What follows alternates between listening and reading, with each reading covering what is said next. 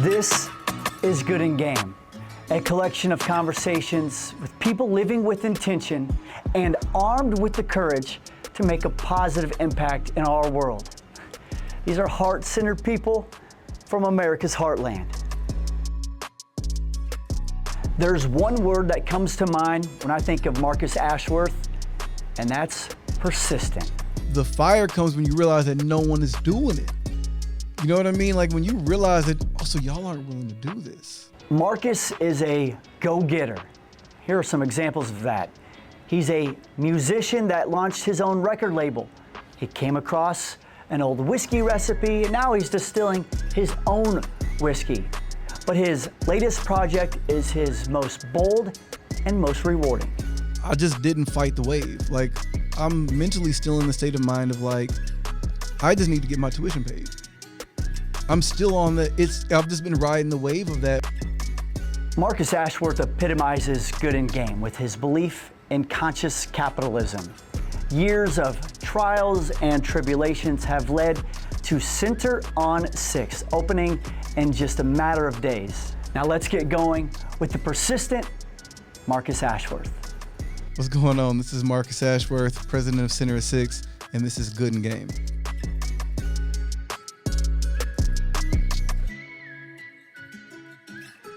Marcus, I really appreciate you doing this. I'm excited to have you in here for a lot of reasons, but first I just want to check in, see how's life, how you doing?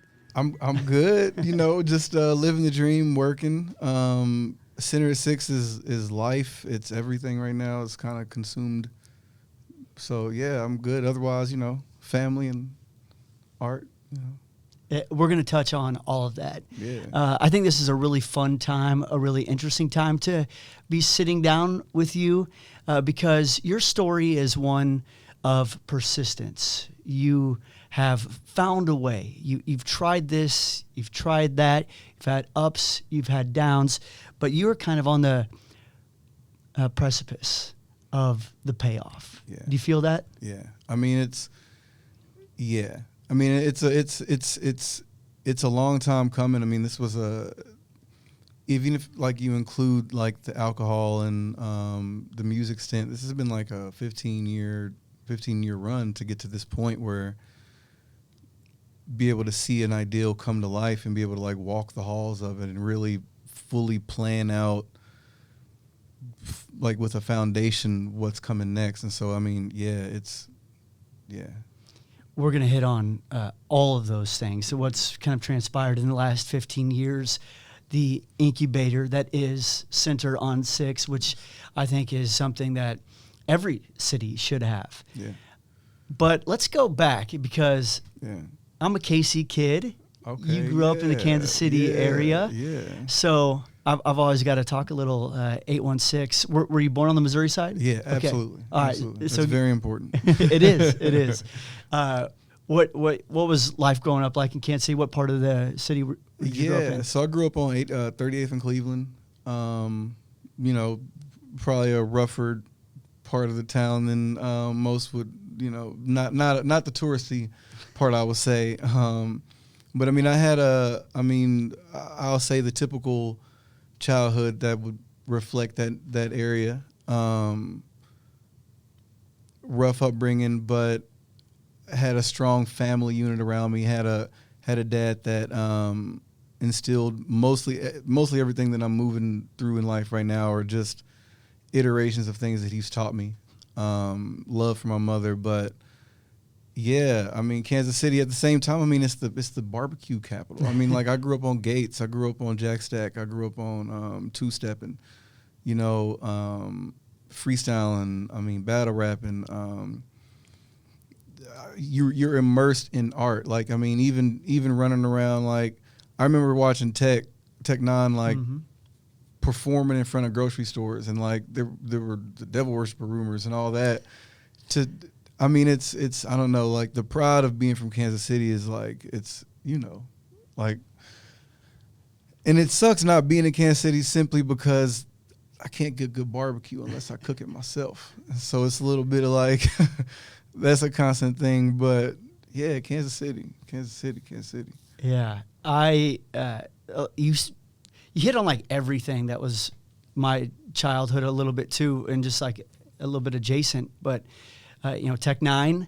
Come on, yeah, man. I mean, he is a Kansas City rapper through and through, and he was one of those guys that kind of transcended like race. He wasn't a black only rapper. I mean, everybody listened to Tech, and that's what's crazy. Like he juggalos and rock fest. Like he's more on the rock and roll side purely now, and just I mean, even from a business standpoint early on, like he's I credit a lot of like watching him and watching that.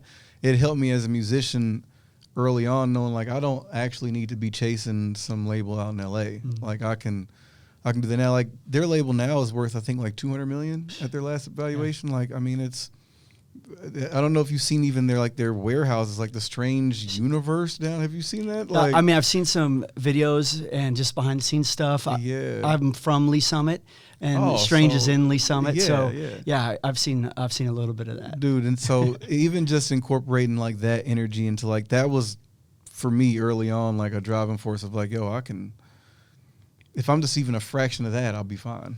You know what I mean? And so yeah. Yeah. Well, that's a little bit of this podcast, Good and Game, is about doing stuff, making change from the inside. Not only inside us as a person, but or as individuals, but from the inside of America, inside out. We can make change from the Midwest. And he was a little bit of a game changer, and I feel that the same with you. I want to touch on something that you brought up. And I know this has been a common topic. You talk about your dad a lot and how he has inspired you. What was it about your dad? What were some of the lessons he taught you early on that have stayed with you?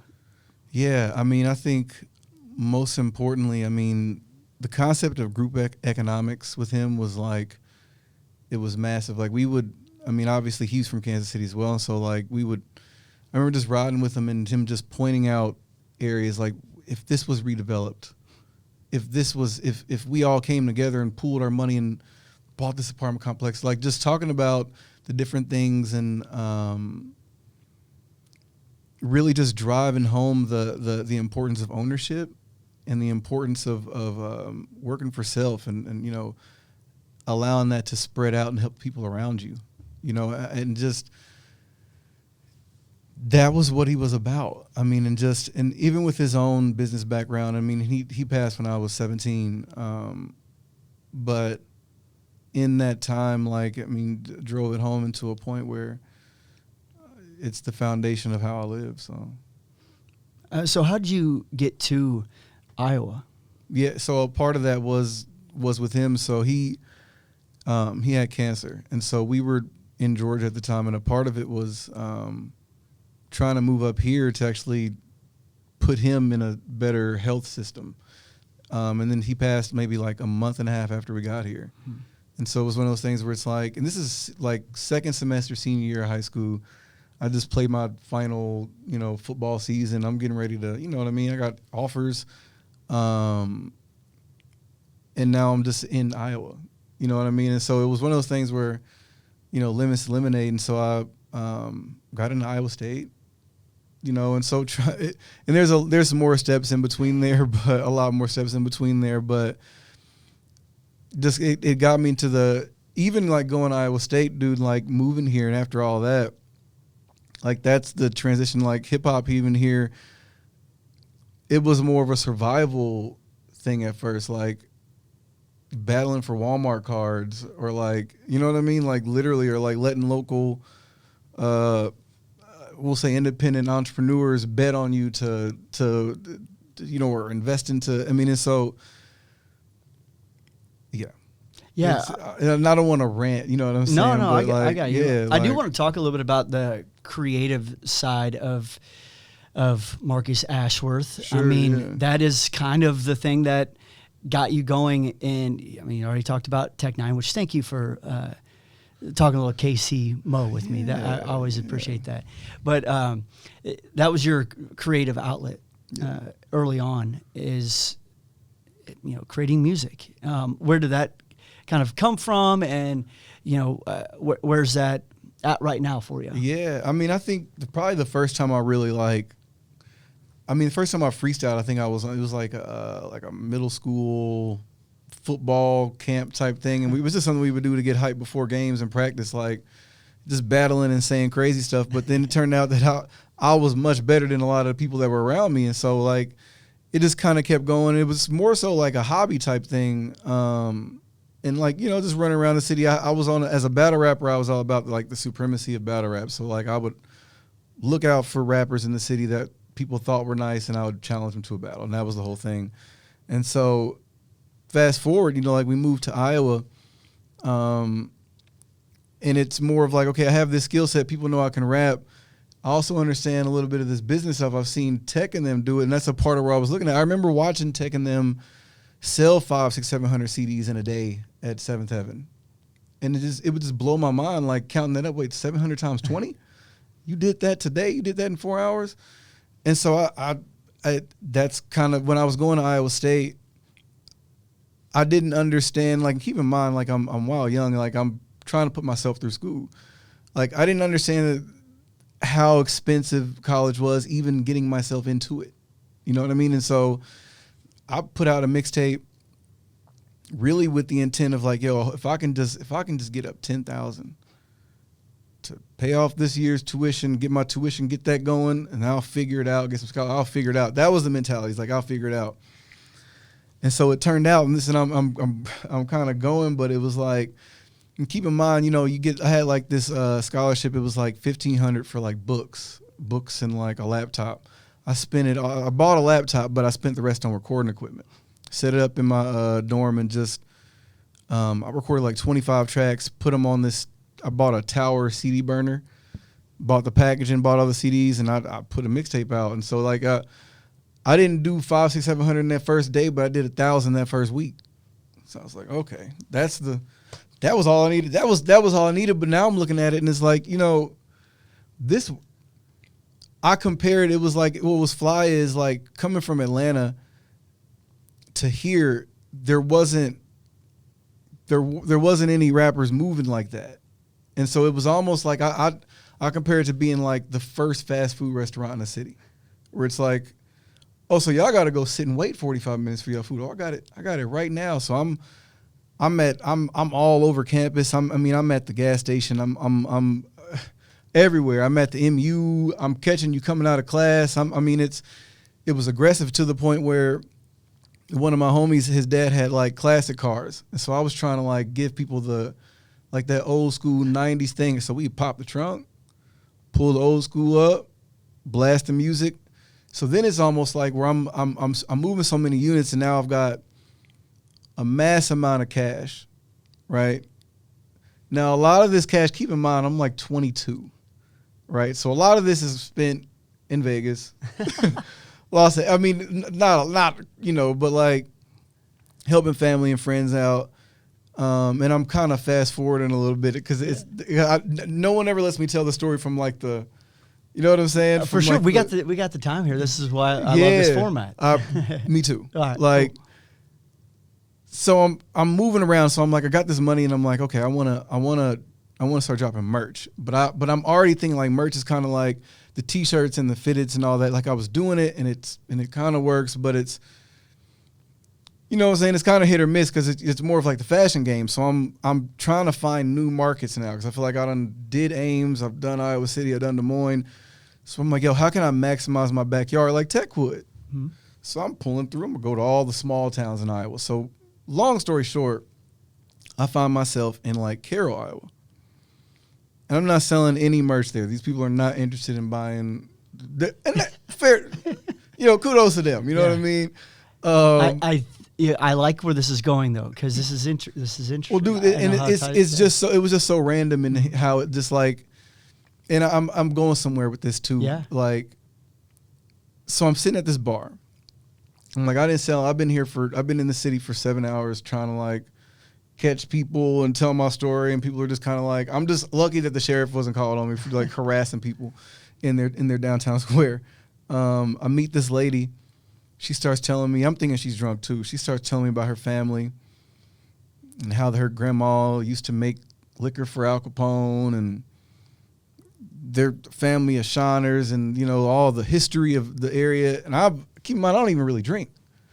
I'm just listening. So then she gets to tell me, she's like, you don't believe me? I got some in the car. You can try some.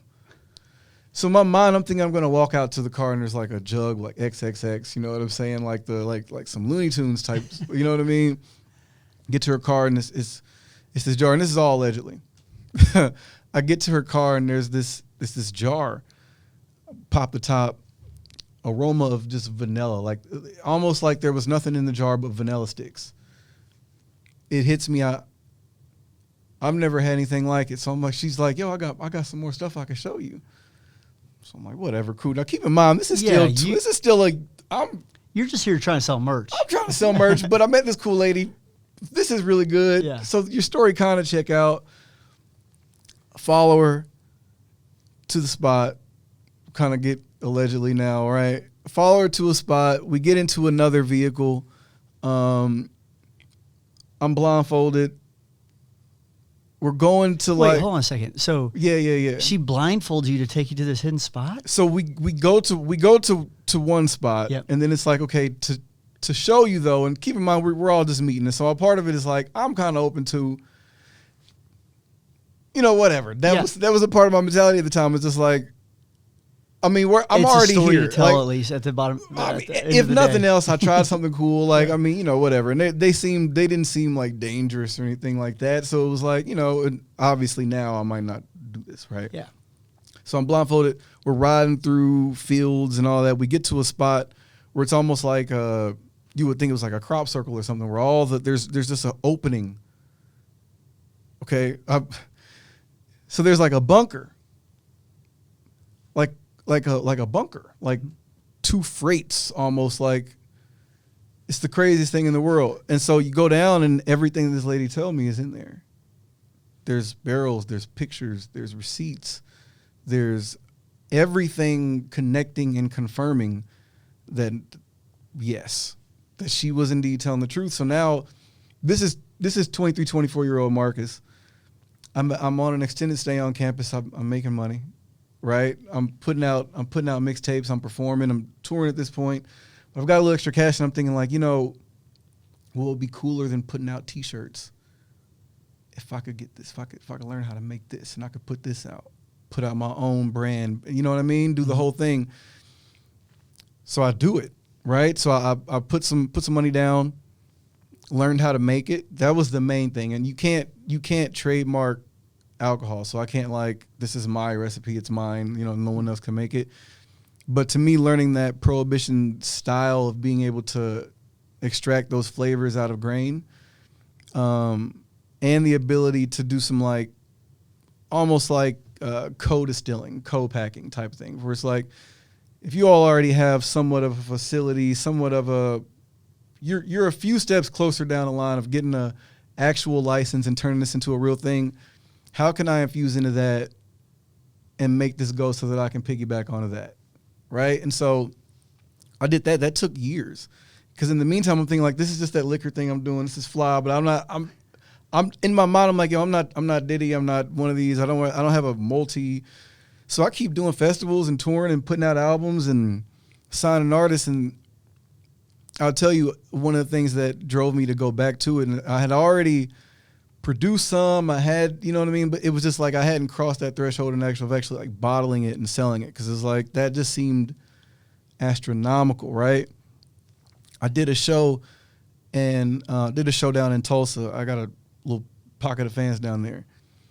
And I don't mind saying numbers now because I'm not performing, right? So I got paid $3,000 to perform. And in my mind, I'm like, yo, I'm $3,000 plus the hotel. I'm on my way. Like I'm starting to be able to do this in the little cities around. But I wasn't smart enough to start looking at like, what is the bar generating? Like what is, I'll give you this example. This is in Tulsa. I'm paid $3,000 to perform, and they did like a special cocktail that night, like the Chaos or whatever, right? It was like a tea mix. I just happened to ask the bartender, like, yo, what did y'all make tonight off of the thing? And instead of, I was just curious about just the mix. She told me what the whole bar made. The bar did like $40,000 that night. Mm-hmm. And it reminded me of that money that I had put into, you know what I'm saying? And so it recircled, but and I'm please, I'm long-winded. Let me get to it. No. So now I'm back home, and I wanna go full throttle with it. So I put out that first batch. And a part of it, like, keep in mind, this is with the same people. I'm driving back and forth to Carroll every other day, hand bottling, you know what I mean? Like, physically putting, you know what I'm saying? First pallet of, then it's just like, okay, let's test it out. So I approach a handful of Hy-Vees. Luckily, I'm popular. So I got a handful of Hy-Vees to, like, pick up on it, some fairways, some gas stations. And so I'm like, okay, I'm moving now. So I sold out that first pallet in, like, I'd say like 5 or 6 days. A pallet for, I'm talking alcohol. So a pallet is 65 cases, 12 bottles per case. And so I put that first offering out. They were retailing at like $55. And this is white rye moonshine. And a part of it, I was like, it has to be at that price point just because of all the multitude of steps to actually get it to that point. That's where it has to land, and people still went out and supported it. But after it worked, I had built up a bit of a treasure trove now, right? I got the music going. I've got this going. I'm doing shows. And so it hit me and this has been sort of like what I had wanted to do with like merchandise, but I didn't think it was fly enough. But then I had this. And so the name of the brand is Zayed, right? So General Zayed was a general who was born a slave. And it's a fly story. He actually purchased his freedom, bought an army, and took over Spain. And he also invented gator shoes, all in his lifetime. One of the cool things that he said when he landed on that rock of Gibraltar with his soldiers, he commanded his lieutenants to burn the boats because defeat isn't an option. And so the second offering, the aged version of that original offering, was called Burn the Boats, my 2-year aged rye. And I put every dollar I had into it, right? And so it was a combo where the only way that you could get that album, Burn the Boats, was to actually go out and buy the bottle. And so I was like, yo, and I was just looking at it from a standpoint, like, if I can sell 2,000 vinyl, if I can sell 1,500 CDs every other week, like, if I can really keep that, I wonder if I can sell, and this is just from a simple math, right? I was like, yo, if my average customer will spend $50 with me, and I have, on average, 2,500 to 5,000 customers, let's just say, if I can go get them to buy a bottle and do that every month, or whenever there's a special occasion, or whenever there's a party, or whenever there's a celebration, that makes more sense than trying to sell you a new design on a T-shirt. And on top of that, it's a skill set that I personally have. Like, it's not like I have to, like, I don't know how to design T-shirts. Like, you know what I'm saying? I know how to make this, though. I know how to physically bottle. I know how to, you know what I mean? Like, I know how to fill a barrel. You know what I'm saying? And so, I put that out, and so then Hy-Vee really caught a wind, and so this all leads into where I'm at now, right? So Hy-Vee really catches wind. They're like, yo, we want to put you in all 400 stores, 8 states, the whole kit and caboodle, right? And so does Fairway, so does a couple other entities. Keeping in mind, I'm in like 25 stores right now, just pumping heavily out of those.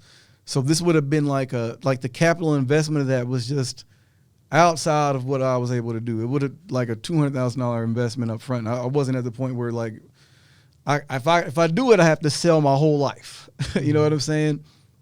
And I wasn't banking properly. I didn't have a CPA. Like, a lot of it was cash. A lot of it was in my personal account. Like, even if I have business accounts, I'm not utilizing them properly. They're just holding money as you know what I mean? Or really just even to look cool and say, yo, here's you know what I mean? Figuring that out. And then once I was able to figure it out, thinking like, man, it would have been great if I had someone to help me through that. Like, if there was someone, and at the time, Black and Bold with Purnell, they were kind of going through similar things. We're figuring out banking, and so we get through those hurdles, right? And now I'm looking at land, because I'm like, you know, it'd be fly if I want a tasting room now, because now I can, you know what I'm saying? I'm gonna combine it all. I'm gonna break down all these production line issues. I'm gonna put it all in one spot. So of course I want to put it in where my people are. I want to put it where you know what I'm saying? So I stumble on some land in the 6th Avenue corridor. And I'm like, man, this is where I'm gonna put it. I found this big, open, beautiful land. Despite there's people tenting on it right now. There's some, drug abuse maybe happening on it right now. I can see within the proximity to the city and seeing everything what it is, like what it could be. So I'm like, yo, I want to build a distillery here, but at the same time, I'm thinking like it'd be fly if I built like a great big building and I had my distillery, but at the same time, I could like have shelf space for entrepreneurs to maybe sell something, test launch a product, so they don't have to go through some of those, issues that I went through. Maybe have apartments, and this is a very, very early stage of where I'm thinking like I'm gonna put 30 apartments on it. I'm gonna have shelf space. I'm gonna have the distillery. Then the George Floyd incident happens, and I'm watching, and we're protesting, and I'm not seeing anything of fruition come from it, right? Like it seemed like it was all emotion, right? And so I'm looking at it with the thoughts I've already had, with the teachings of my father, with all these things on me, right? And then understanding the history of Center Street in Des Moines, that there already was a thriving corridor of what I'm talking about happening, same way there was in Tulsa. Same way there was in Kansas City, and coming to the understanding and being able to partner up with Jake Christensen, Susan Fitzsimmons, Christian Development, who also understood the vision. I didn't know anything about real estate development. Obviously, I was making liquor and making music, selling things. Approached them about this awesome piece of land I just found. I have this crazy idea, approached an architect, Newman Munson. So now I'm spinning on this, right? We're seeing it. Yeah. And so it just started the process, dude. And like, I think my point with all that is I just didn't fight the wave. Like, this is still the wave of, I'm still on the wave. You're still selling merch. You're that guy. It's the interesting thing, dude. Like I'm mentally still in the state of mind of like, I just need to get my tuition paid. I'm still on I've just been riding the wave of that for. I think it's a great story because it is one thing after the other, and it is that, what we said at the very top. It is that persistence. It's showing you out there grinding, out there hustling, and then all of a sudden, you find yourself in this situation where the Center on 6th is coming to fruition.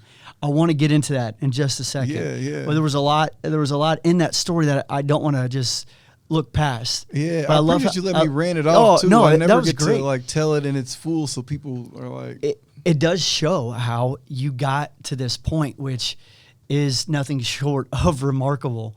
And I mean, where does that hustling, that grinding? I mean, it's still in you. It was there at the beginning. I mean, that's you. That's Marcus Ashworth. And I'll tell you one thing that helps. Successes and like being able to experience the success and the failure, and like the putting out a mixtape in college, trying to pay your tuition, that should not have worked. Like I probably should have been home that October. Slinging CDs out of the back of your friends. Figuring it out, you know what I'm saying, at my mom's house or something. Like, that should have been what the end result of that. When I did a co-packing, co-distilling deal with some guys and bought a pallet and drove back and forth to Carroll, that shouldn't have worked. And there were steps along the way in there that didn't work. But I think learning that, like, if you just...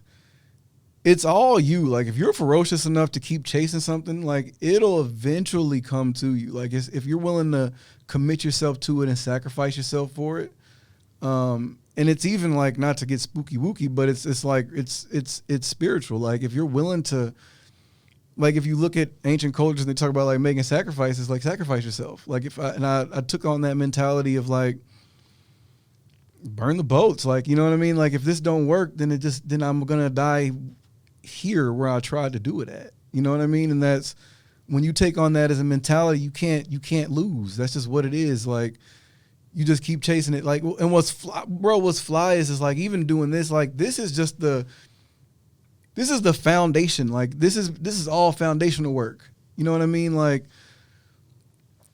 when people start to see the fruition of these entrepreneurs rolling off the line off of Center at 6, the alcohol coming, I'm not done making music, I'm not done producing and delivering new artists. Like, all these things tie into each other. Time for a quick break in this conversation. I want to get you back into the conversation ASAP, but I got to remind you to grow along with us here at Good and Game. The best way to do that is by supporting us and just being there, being a part of this G&G community. You can do that by following us on Spotify, on Instagram, on YouTube, or on Apple Podcasts. In fact, do that right now. We'd appreciate it. All right, let's get back to Good and Game. Let's go into the Center at 6 and exactly what it is and why it's where it's at. You talked a little bit about how you stumbled upon the piece of land, but the significance of the name within relationship to that piece of land. For sure. So Center at 6, So Center at 6 is a business incubator serving underrepresented, underserved communities, primarily the 6th Avenue corridor. The idea is that, let's say, we offer a commercial kitchen for entrepreneurs to come in and test launch their catering business. We have restaurant spaces for you to test launch your restaurant business. You can do pop-up spaces. We have shelf space where people can come and purchase your product, whether it's, let's say you make cell phone cases. You can come and put 10 of those on a shelf space, work with our in-house support, our legion of nonprofits that we work with to make sure that you can launch that product. You can do that without breaking the bank. And a part of, it's a lot, right? And so also, and this is sort of like what I'm calling like the cherry on the top, is like the live workspaces. So we have 6 live workspaces where you have your actual like apartment space, and on the top of it you have in the front of it you have your commercial space. So whether you're a book, you sell books, or whether you're an artist, a painter who wants to have that as a space, whether you're a therapist, whether you're a comic book artist, whether you're, whatever the case, Center at 6, if I was to describe it as anything, it's a Swiss Army knife for entrepreneurs. It allows entrepreneurs to come in and test launch their business without going bankrupt. Like, we look at ourselves as a launch pad. And I say that in a way where you can come to Center at 6, you can figure out what works, you can figure out what doesn't work. And so the significance of Center at 6, when you look at the location of it, the 6th Avenue corridor, 6th Avenue corridor is the most diverse neighborhood in the state of Iowa. Over 100 languages spoken just in that corridor, right? The median income, and it's adjusted, is around $30,000, right? And I can give an example. We incubate, also working hand in hand with the Spark Incubator program through the Des Moines Partnership. And so one of the first things that we did before we had the building, this was 5 years ago when we started this, wrap around services for these entrepreneurs, wrapping our arms around them quite literally. So for instance, our first iteration, our very first entrepreneur was Nadia LeBaker. She was working at Evelyn K. Davis. This is during COVID. We, in approaching her, putting her at the farmer's market, providing as much as like napkins and the signage and physically being there every Saturday to actually like help work the register, figuring out the right prices, adding new products. We watched her, and this is when it was just me, Jake, and Susan just at the farmer's market. No grant money had come in. It was literally like, hey, I just approached these people, and we all believe, right? After the first 3 or 4 months, she was able to get a loan to be able to like get sheeters and get the proper equipment and start being able to like rent a commercial kitchen, because we connected her with a commercial kitchen to cook out of, things like that, to the point where she was able to prop up her own booth at the farmer's market, to the point where now she's, catering all over the city, to the point where she's celebrated and in magazines, to the point where after 12 months of meeting her, she's in a brick and mortar location on Grand Avenue. And so that was the very first business that Center at Six touched. We didn't have an office. We didn't even have, I mean, literally where it's like between the three of us, like filling the cash drawer. Like there was no money. Like the extra reserves I had went towards initial architecture fees, which I had no idea were that. Yeah. You know, right? And so, I mean, literally, like I was on a oodles and noodles diet. We were figuring it out. And so for that to be, then we incubated 5 businesses that initial summer. That was the fire and the fuel in our tank to know that this is going to work, right? And so to this point, where we're already working with maybe 30 or 40 plus businesses, and we still haven't even opened doors. Like the 6th Avenue corridor, having a landmark like this that can be the heart and soul of the city in the 6th Avenue corridor, the sense of pride, like in working with Newman Munson, Khaled Khan and Chung, and Lynn, in delivering something that was even like, we could have just put a box up. Like we could have put a warehouse. Like we decided to put something that the community could be proud of. Like it's one of the most, I mean, it's one of the sexiest buildings in the city. I mean, and I say that practically, you know? And so it's like I mean, I could talk for hours about Center 6, and the cool thing about it, how it's designed, how it's been fundraised, it can be replicated. I would absolutely love to see this in Kansas City. I would absolutely love to see this in Waterloo. I would absolutely love to see this in Memphis. The concept, I mean, even just looking at the capital stack for this project, like from the participation from the state, the county, the city, Wells Fargo coming through in a more than massive clip, Principal, Prairie Meadows, from the private donors. I mean, we crossed all lines in order to deliver this, and even the community has stepped in, of course. I mean, it's one of those things where this is something that I think Center at Six could one day, in its maximum fruition, could be a national blueprint for small business activation and small business growth. Like, when we look at the 6th Avenue corridor, pre-Center at Six, like, at its maximum, we're going to add hundreds of small businesses to just this corridor. Just from entrepreneurs selling their products to pop-up restaurants to the entrepreneurs operating on the second floor.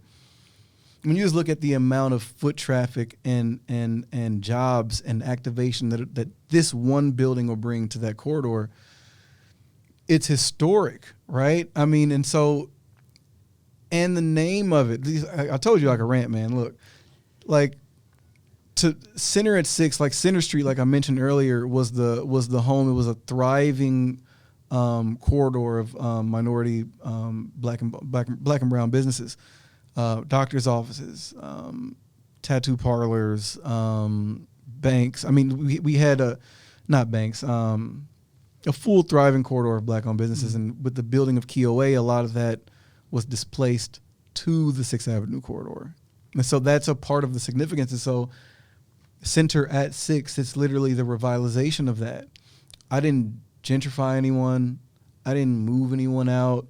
We didn't kick anyone out of the neighborhood. This has been a complete additive, you know? And so, and even in saying that, for us to bring this to the corridor and to be able to serve a wide array of people. So, I mean, it's not, you know, we're, you know, and I wish I could ran off all the businesses. I don't want to steal their shine, but when people see the diverse array of businesses, of women-owned businesses, of the businesses flourishing out of the 6th Avenue corridor, from every community, I mean, it's exactly what we need. Absolutely, you know. And it was something that got the attention of politicians in the state from both sides of the aisle, and that was something that I was really impressed with. Is that, I mean, you have Rob Johnson and Zach Nunn and Governor Kim Reynolds and Connie Boesen from the mayor of Des Moines. You have all these people coming together. They see the value in this. What did they think when a rapper / whiskey maker comes in and is pitching them about building a gigantic project? Yeah, you know what's interesting? It wasn't the response that I thought I would get. You know what's funny, dude? And this is being straight up. Like when I started the project, and that's a part. Even like talking to my partners with this, like with Jake and Susan, like there were times going into some of these meetings where I'm like, I have no idea how I'm going to be received in this room. Yeah. You know what I mean? Like I know I'm respected as an artist. I know I've built a businessman acumen. I don't know if that Governor Kim Reynolds probably not listening. Yeah, like I don't know if she gets the. I don't know if the burn the boats phenomena has reached her desk. Yeah. Right. Yeah. But dude, I tell you, and I use her as an example. So initially, the Community Foundation was the first people to like put real substantial money towards this, in terms of allowing us to, even just research if this made sense to do. I'll tell you, it was a Thursday morning though, and I had actually bumped into Governor Reynolds at an event at Mainframe, and I just kind of shot my shot. You know what I mean? Like, hey, I'm working on a large project. I need your help. If I could just have a moment of your time to just explain to you what it is. And I kind of rambled it off, talked to her, one of her staff members, and I thought I was like, that might have even been a mistake. I don't know if that was the proper way to do things. Maybe a week or two goes by. It's like a Thursday morning. I get a phone call. I don't know the number. It's like I don't even remember it was I think a 641 area code or something.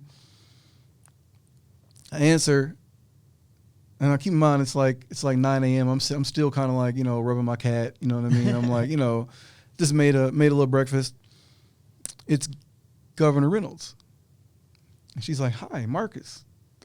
We start talking about the project, and she starts telling me about the availability of some upcoming grant funds in the amount of about $3 million. And she's like, I want to find a way. You tell me when you're ready, and let's make this happen. And so that was a mic drop. I'm surprised you didn't just hang up like a prank call. There was a moment, man, I'll tell you, like that was like, so we were on the phone for like 25 minutes. I hang up, I literally like stand on top of the bed. I just stand on it. Just like, okay. Of course, after that, I stand on the bed for maybe like 20 minutes in shock. Start calling everybody, and what's fly is that kind of started the momentum of it, because of course the city gets involved, and Mayor Boesen's credit, and Mayor Frank County at the time, they've both been extremely supportive of this. Like it just started the ball rolling. Like the city got on board, the county got on board. This at no time has this project, like you said, has it. It's because at its core, this isn't a political issue. People need jobs. People want to, like our economy is built on small business. Let's find a way to make that easier. Let's create a clear-cut pathway for that to happen. And that transcends, like, let's just call it, let's even simplify it, making money. I'm talking about, I'm not talking about let's give out a bunch of free dinners, and I'm not knocking that. You know what I'm saying? This is I'm teaching people how to fish.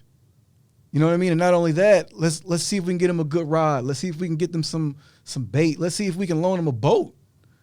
You know what I mean? Like that's what this is, and no one has not understood that. Like anyone who exists in this world has understood that. When you look at, I use Nadia as an example. She's like, I like to say that like center and six, like if we were the Cavs, she was like drafting LeBron. You know what I'm saying? Where it's like, yo, thank you. You know what I'm saying? I use Nadia as an example where you look at just the hiring of her kids, like being able to go out and, like, we have another entrepreneur even where they after working with us were able to go out and buy a home. Like when you look at those type of impactful things, like those are driving like it all makes sense, but a lot of things look like they make sense, and still it's hard to get the buy-in from the places that you need to get the buy-in. Sure. So that's where I think it shows like you aren't willing to take no. You're gonna push through. You're gonna find a way. I think for sure. Dude, well, I mean, I think a part of it too, and it's interesting. Like some of the advice that I'd gotten from some people was almost just not even try. Like, don't even go talk to people over there. Don't go talk to those people. But for me, I mean, and just like I said, I mean, and a part of it, I am a salesman too, right? And so, I mean, if you give me a product that I know is surefire, and with Center of Six, it's like I feel like the product was common sense. Like I'm selling you common sense.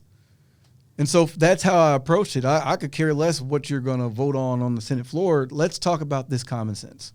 Yeah. You know what I mean? And so that's just how I approached it. Like, yeah. I wanted to talk a little bit about conscious capitalism. Yeah. I know that's a big That's my piece. mantra for sure. That's your thing. Yeah. And I talk about sometimes with social media or television, or, you know, some of the areas that I'm in, it's like platforms aren't good or bad. They are how you use them. Yeah. Money, in that same sense, it can be good, it can be bad, but it's how that individual uses them, and that kind of is conscious capitalism. So, give us a definition. Of conscious capitalism. I like how you just put it.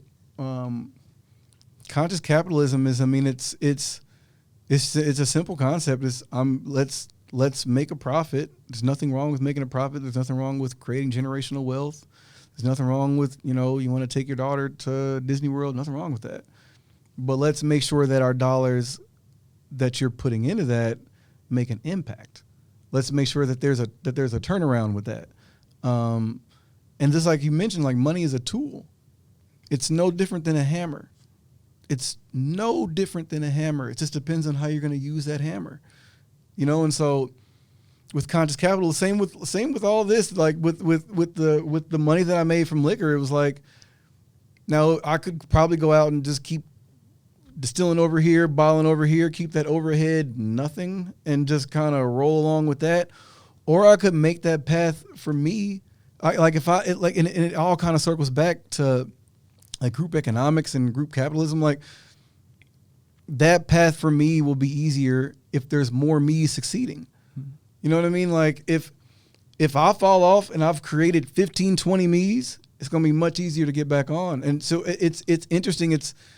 It allows for when you think in that term of like, I'm going to make some money, but that money I make, how is it going to help someone? Then it makes it okay to almost be selfish at a certain point. Cause it's like, I'm going to make a whole bunch of money, but I'm going to help a whole lot of people. You know what I mean? And so if you it's a hamster wheel. If it keeps going, it keeps going. And so, yeah, I mean, I think a part of that is you look back at a lot of, and respect to those, like the predecessors and those that come before us, but how can you truly lead your community if you're not able to take care of yourself? How can you truly impact your community? Like and this isn't, you look at, say, like Dr. Martin Luther King. If there was a equity focus more on behalf of that, if there was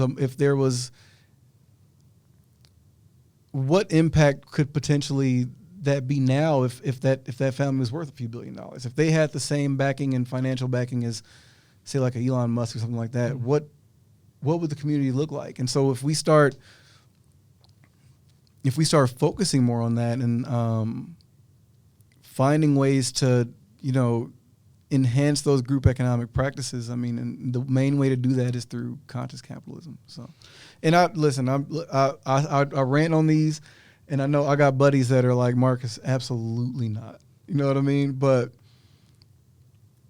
for me, I'm results driven. Like I feel like, and especially as a community leader or community driver, whatever, if there's not a actual result at the end of it, I'm not with the moral victory thing. Like I like to see results. And so for me, the best way to guarantee those results is to make sure that there's a financial backing behind whatever belief system that we have. So I love another one of your quotes. Your passion is winning and helping others win. Exactly. And that's kind of in the same, same breath of yeah. the conscious capitalism. But yeah, you are bringing people along with you, and Yeah. you see that in some of the 50 plus businesses ready to roll with you at Center on 6th. Sure. And yeah, what does opening day, grand opening of Center on 6th, what will that signify? I mean, what's awesome is, and like with my mentality, when we open here early fall, for me, it's the beginning of what the vision is. Like, it's the beginning. It's like everything that we've done right now is like, like if you're an army, you gather your troops up over here and you make sure your stockpiles are good. You do all that. That's what we've been doing. We've been organizing the army. We've been building the base. Now it's time to attack. That's how I look at it. It's now that we're at the point where doors can open, I can start looking at like the first batch of entrepreneurs, the second batch. What does that look like from a legacy standpoint? Like, I'm excited. I mean, I obsess about it. I think about 10 years from now when I've got businesses that have come out, become multi-million-dollar operations and deals across the country and all that. What does that look like? Like, what is that impact then when I have entrepreneurs coming to speak to these, when there's that? Yeah, I mean, I'm excited for that. That's what doors opening is for me. It's the beginning of what 10 years from now is going to be. It's seeing the 6th Avenue corridor and the surrounding communities completely uplifted because there's a place where you can go and build generational wealth. Think about that. When we were doing research, the Community Foundation gave us a grant to actually research this, like I mentioned earlier, just to see if there were any, like, we wanted to make sure we weren't replicating services. I didn't want to come out here and just compete for grants and just do the same thing everyone else is doing. Like, that's, if anything, if I had found something that was doing what I was doing, like, let's stop and let's just go into that, but we didn't find anything. There's nothing like this in America. Like, there's nothing like this. So for me, it's like, let's just go full throttle. Like, let's spur off new businesses. Let's uplift the community. I mean, imagine, I think about myself as an artist at the beginning of the story at 18, 19, 20, trying to find a way to get my life together. It would have been amazing if I could have went and lived on the second floor, put out albums, incubated myself, had a commercial space and a living space, collaborate with a caterer downstairs, get some accounting help. I would be 10 years ahead of myself right now. That's what doors opening is. It's seeing a young me walk in and skip all that nonsense. You know what I mean? Like, oh, this is how I should bank. I shouldn't have $50,000 in cash under my bed. Maybe I should put that in a money market account. Yeah, I think a lot of people would have given up. I don't think a lot of people would have even gotten in the car and driven to Carroll. Yeah. I mean, that's putting yourself out there. But when you realize that the fire comes when you realize that no one is doing it. You know what I mean? Like, when you realize that, so y'all aren't willing to do this. Yeah. Oh. Yeah. That's then you have it to yourself. You have a blank canvas at that space. So you have a negative space that you can, for sure.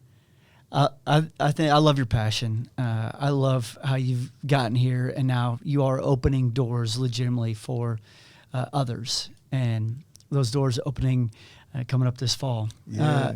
Kind of a final thought here from you, as a grinder, as an entrepreneur, all the things that we've just covered. What's your advice to somebody that is trying to get started on something? Yeah, I think two things. I mean, I think the main thing, and it's kind of cliche, but you have to believe in yourself, like, to the point where you're a genuine lunatic, to the point where it's like, it blinds you. Like, you have to become a fanatic to it. Like, your belief in yourself has to become your religion, And the second thing with that, once you've done that, don't be afraid to humble yourself, accept that you don't know everything, and ask for help. I think the second thing mainly just to believe in the fact that you don't know everything, and ask for help. Don't be afraid to submit to, put a good team around you and ask for help. Like, be willing to learn, be a sponge. Like, I did not know real estate development when I got into this. And so being able to go harass Jake with questions that, I've been watching YouTube. Is this correct? You know what I'm saying? Like, being able to do that, and, I can't stress that enough. So just make your belief of yourself a religion. And ask for help. Ask for help. Build a team. Yeah, somebody recently, I was listening to another conversation. I believe it was with Ryan Holiday. He said that asking for help is not something along the lines of it's not indicative of you not knowing or you not being able to do something. It's showing that you're not willing to give up. You're willing to can you ask people for help? And so I appreciate that aspect of your advice there, man. All right, Marcus, you got a kid on the way and a business going? Yeah, man, it's interesting. I got my first kid on the way. I'm excited. This fall is it's funny. It's like it's like my cocoonage, coming out of my cocoon almost. It's like, I mean, it's an exciting time in life for sure. It's the most exciting time in life I've ever had, for sure. So it's scary and stressful and exciting, but gotta roll with it. You gotta do it. Yeah. You're suited for it. Yeah. You're suited for it all. I appreciate your time. Thank you so much. Man. Yeah, thank you. And that's it for this conversation. But I want to finish up here by saying thank you for tapping in to another episode of Good and Game. Remember, this is a collection of conversations. We are right in the middle of the summer 2025 collection.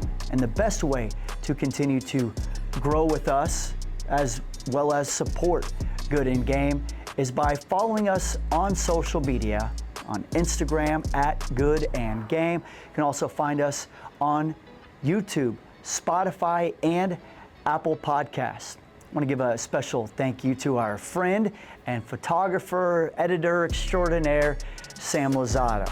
Also a special shout out and thank you to the journalism school here at Drake University for offering up this wonderful space that allows us to bring you these unique and creative conversations in a beautiful and cinematic type way, or at least we think so. All right, that brings a close to this episode. As always, be good, but be game too.